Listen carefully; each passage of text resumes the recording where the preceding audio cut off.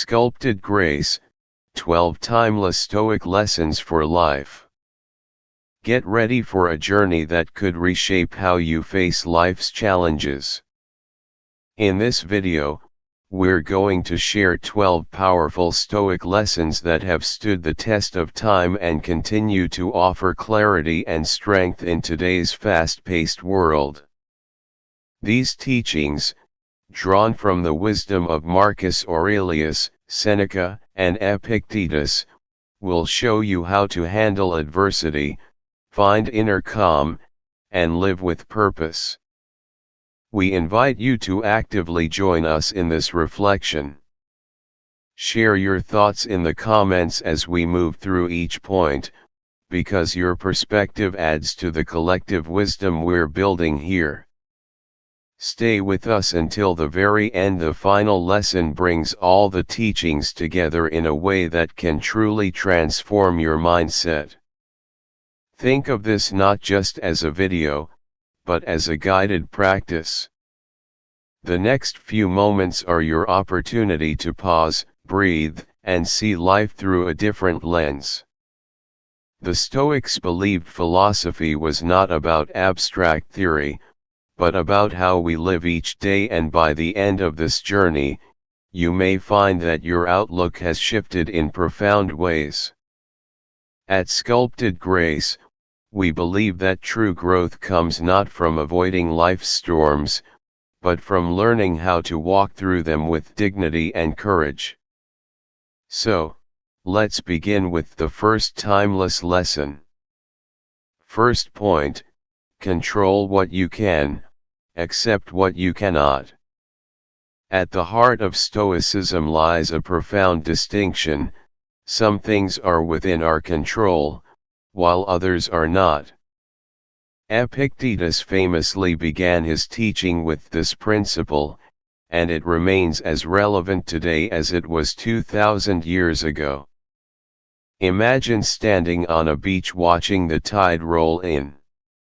No matter how hard you shout, wave your arms, or plead, the ocean will not stop. The tide is beyond your control. But you can decide whether you stand still and let the waves crash over you, or whether you step back to safer ground. This choice, your response, belongs entirely to you.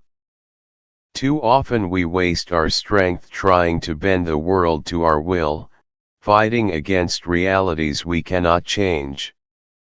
The Stoic instead saves that energy for what truly matters: their own actions, thoughts, and character. When a friend disappoints you, you cannot control their choices, but you can control how you respond, with bitterness, or with calm dignity. When circumstances turn against you, you cannot control the event, but you can control whether you sink into despair or rise to meet the challenge. By practicing this distinction daily, asking, "Is this within my control or not?" we free ourselves from frustration and cultivate an unshakable inner peace. Second point: the power of perception. The Stoics taught that events themselves are neutral; it is our perception of them that gives them meaning. Think of two travelers caught in the same downpour. One curses the sky, soaked and miserable. The other laughs, grateful for the chance to cool down after a long walk. The rain is the same; what differs is the story each one tells themselves. This is why Marcus Aurelius wrote in his Meditations, "If you are distressed by anything external, the pain is not due to the thing itself, but to your estimate of it." By reshaping our perception, we reshape our experience. When we see challenges as teachers rather than punishments, obstacles become stepping stones rather than barriers. If a project fails, we can perceive it as shame, or as an invaluable lesson preparing us for future success. Training our perception is like polishing a lens. The clearer it becomes, the more beauty and opportunity we begin to see in every situation. Third point, value time over wealth. Seneca once observed that people guard their money with great care, yet squander their time carelessly, as though life were infinite. To the Stoics, time was the most precious currency, far greater than gold or fame. Imagine your life as an hourglass, each grain of sand a moment slipping irreversibly away. We cannot pause it, and we cannot refill it. This perspective urges us to spend time wisely. Instead of losing hours to gossip, distractions, or pursuits that leave us empty, we can invest those hours in growth, learning, and meaningful connection. Think of time as a treasure chest that slowly empties. Every choice you make determines how that treasure is spent. When you look back years from now, would you rather see that you filled your days with shallow distractions, or with actions that built a life of substance? The Stoics remind us, wealth can be regained, but time once lost is gone forever. Treat it as the priceless gift it truly is. Fourth point, practice voluntary discomfort. Modern life is filled with comfort: soft beds, endless food, instant entertainment. Yet the Stoics warned that constant ease can make us weak, fearful, and dependent. Their solution was to occasionally practice voluntary discomfort. Seneca recommended sleeping on the floor, wearing simple clothing, or eating coarse food to remind ourselves that luxury is not a necessity. By choosing discomfort, we train resilience. Imagine deliberately walking barefoot on a cold morning, or fasting for a day. In the moment, it may feel harsh. But afterward, you realize how little you truly need to survive and how much strength you already possess. Voluntary discomfort strips away the illusion that comfort defines happiness. When life inevitably takes away what we're used to, the Stoic is prepared, already having practiced living with less. Far from misery, this practice creates freedom, the freedom to say, even without comfort, I am enough. Fifth point, memento mori. Remember, you will die. Few teachings are as misunderstood as memento mori, the reminder that we are mortal. At first, it seems grim, but to the Stoics, it was the ultimate motivator for living fully. Think of a flower blooming in the spring. Its beauty is heightened by the knowledge that it will not last forever. In the same way, remembering that our days are numbered awakens us to the preciousness of each moment. When we forget death, we drift through life as though tomorrow is guaranteed. But when we face our mortality, we learn to cherish what we have now. That phone call to a loved one, that walk at sunset, that opportunity to help a stranger all become more vivid when we know they might be our last. To remember death is not to despair but to wake up, to live more urgently, and to align our lives with what truly matters. Sixth point, amor fati. Love your fate. Acceptance is one thing, but the Stoics went further. They urged us not just to accept life's twists and turns, but to embrace them wholeheartedly. Amor fati, love of fate, means saying yes to whatever comes, not grudgingly, but with gratitude. Imagine walking down a winding path through a forest. You may not have chosen every turn, but each twist reveals new beauty, a clearing, a stream, a mountain view you never expected. When illness strikes, when plans fail, when opportunities vanish, the instinct is to resist, to wish for a different reality. But the Stoic asks, what if this is exactly what I need? What if the very thing I resist is the thing that will shape me into someone stronger? To love your fate is to stop fighting the flow of life and start trusting that even the detours carry meaning.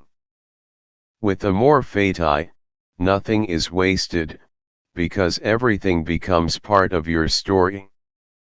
7th point, virtue as the highest good.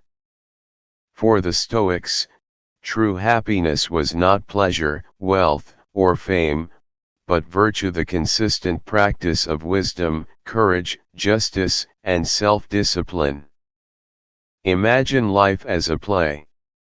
You cannot choose the role you're given: rich or poor, healthy or sick, praised or forgotten.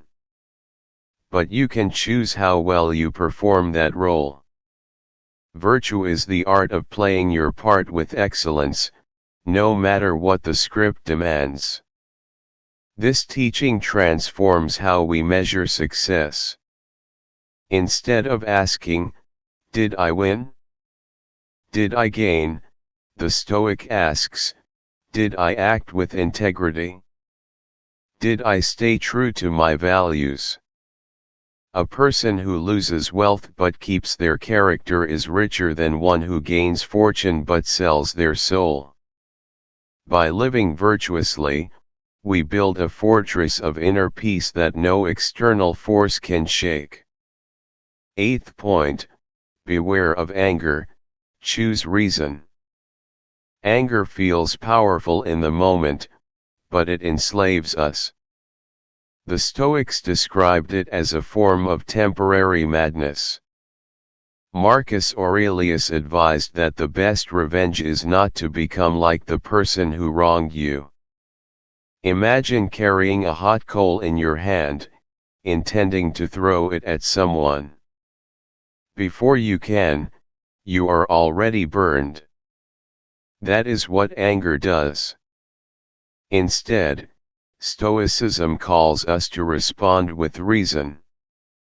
When insulted, we can pause, breathe, and ask, does this truly harm me, or is it just words? When betrayed, we can reflect, will anger undo what has happened, or will it only chain me further to the pain? By choosing calm over rage, we maintain our dignity and our clarity of thought. Anger loses power the moment we refuse to feed it. 9th point, inner freedom, not external approval. We live in a world obsessed with approval, likes, followers, applause. But the Stoics warn that seeking validation from others is a prison. Imagine standing on a stage where hundreds of voices shout conflicting advice. If you try to please them all, you lose yourself entirely. Freedom comes when you step off that stage and listen instead to your own inner voice. Ask yourself, am I doing this because it is right, or because I want to be liked? Am I choosing this path because it aligns with my values, or because I fear others' judgment? By seeking approval only from your own conscience, you build an unshakable independence. External praise may come and go, but inner freedom is forever. 10th point, live according to nature. To live according to nature is to align with who we are and the world we inhabit. The Stoics saw humans as rational and social beings meant to live simply, justly, and in harmony with others. Think of a tree. It does not resent the winter, nor does it rush the spring. It fulfills its nature in every season with patience and balance. In modern life, this means stripping away the artificial layers of endless consumption and comparison. It means recognizing that true contentment comes not from fighting the flow of life but from embracing it. When we live in tune with nature, with our bodies, our communities, and the larger world, we find a peace that no excess or distraction can provide. 11th point, practice gratitude daily. The Stoics made gratitude a daily practice. At dawn, they reflected on the gift of waking to another day. At night, they reviewed what had gone well and what lessons were learned. Gratitude was not an occasional feeling but a discipline.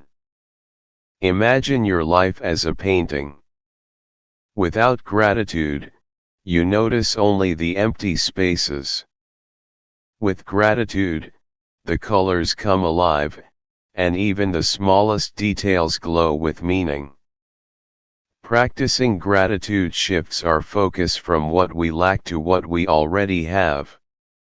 It doesn't mean ignoring struggles, but it means refusing to let them overshadow our blessings. When we give thanks for even the simplest things, the breath in our lungs, the food on our table, the presence of a friend, we cultivate a strength that carries us through darker times. Gratitude turns ordinary days into extraordinary gifts. 12th point, the obstacle is the way. Perhaps the most famous Stoic lesson is this: the obstacle is not in the way, the obstacle is the way. Every challenge is a chance to grow.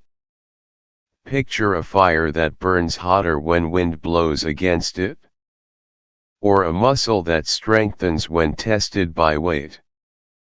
Likewise, adversity trains the soul. When we face setbacks, the easy path is to complain or retreat. But the Stoic asks, how can I use this? A lost job becomes an opportunity to redefine your purpose. A betrayal becomes a lesson in resilience. A failure becomes training for the next attempt. Life's obstacles are not punishments but stepping stones. By walking them with courage, we turn difficulties into fuel for greatness. Closing reflections. And so we arrive at the end of these 12 Stoic lessons. Control what you can. Master your perceptions. Treasure your time. Embrace discomfort. Remember death. Love your fate. Live with virtue. Resist anger. Free yourself from approval. Flow with nature. Practice gratitude.